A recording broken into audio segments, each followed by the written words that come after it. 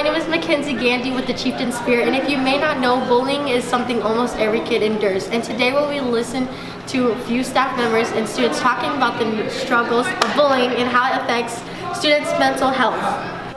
According to DoSomething.org, 1 in 4 teachers see nothing wrong with bullying and will only intervene 4% of the time.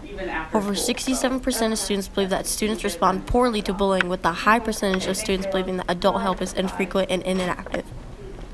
71% of students report incidents of bullying as a problem at their school.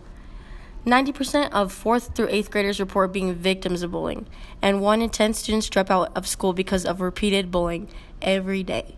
I think bullying, absolutely affects somebody's mental health, and then it can make those, if they're already dealing with those problems, it's of course going to make it a lot worse, especially if they don't have skills to know how to deal with bullying, or they don't feel like they have a trusted adult they can go to, and I think it can exacerbate that and make it a lot worse. I think it's hard to come forward if you feel like you've been bullied, because people are going to be like, oh, do you really think it's that bad? And I think also, people may not always realize when they're being a bully. Mm-hmm. People need to know, was I the bully? They may not have meant to be the bully there. But I think kids also need to recognize in themselves that probably at some point somebody else has seen them as a bully. Like, it's not just pushing somebody or calling somebody mean names or bullying them, you know, texting on social media, but it can also be like microaggressions, like a little thing you said in class that you thought was kind of funny, but somebody else really took personally, and now they feel like, oh, I need to stay away from that person because they don't like people like me. It's really hard to make sure kids know what to say and what to do. I don't know, I guess I try to talk to my kids a lot about it, like, you know, firstly about how to not be a bully. I think that's like, we treat people kindly, we try to think about their feelings, and it's hard. Little kids, like, you know, little kids and teenagers, their brain development actually isn't to a point.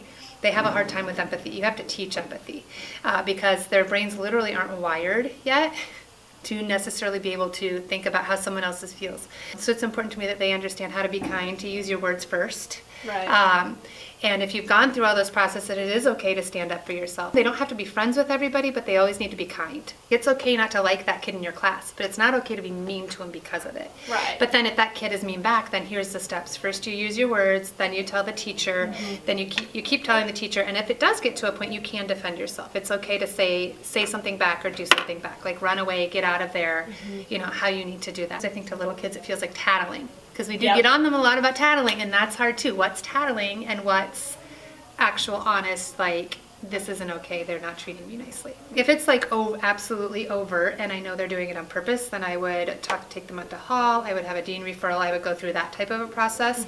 I have had other ones where it's smaller and they don't quite realize they're doing it, like, or they think they're just teasing, and I'm like, that's crossing a line. Like, teasing and bullying can be a fine line too. Teachers need to have those relationships with students so that the students feel safe talking to them if they're being bullied, but also so a teacher can have a conversation with the student and safely say, okay, you need to, like, I'm not trying to be mean, I'm not trying to like call you out, I'm not gonna send you to the office, but think about your behavior and how it's making somebody else feel.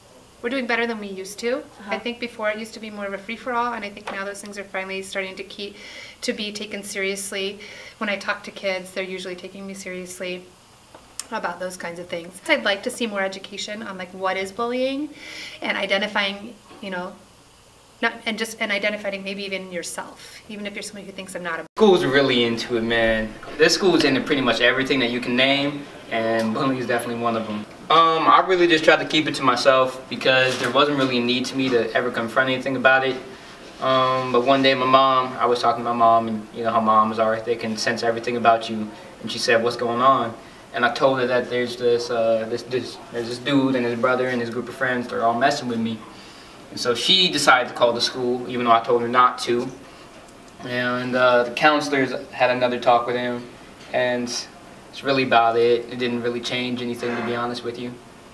We do still see bullying, yes. We don't see, I don't think, as much anymore the physical type of bullying. It's a lot of comments back and forth, social media, that type of stuff is what we're more involved with and seeing.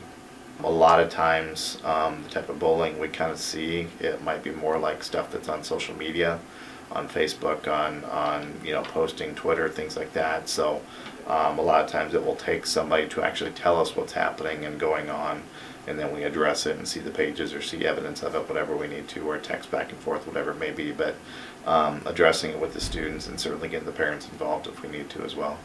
Preventing it is tough. I don't know if you can ever fully prevent it. There's things that we do, like PBIS, for example, we do to kind of support students doing the right thing, having students, you know, giving rewards for students, talking with students, having programs like leadership program and different things like that, programs through advisory, just trying to get students to do the right thing in everything that they do.